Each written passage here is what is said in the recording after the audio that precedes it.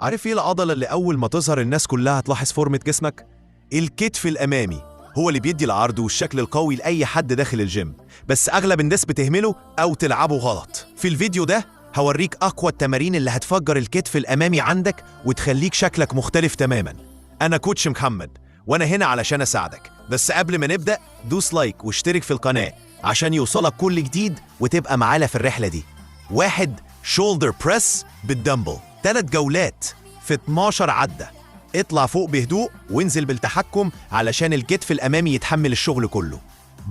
فرونت ريز بالدمبل، 3 جولات في 12 ل 15 عدة. ارفع لحد مستوى كتفك وببطء انزل الوزن تاني. 3.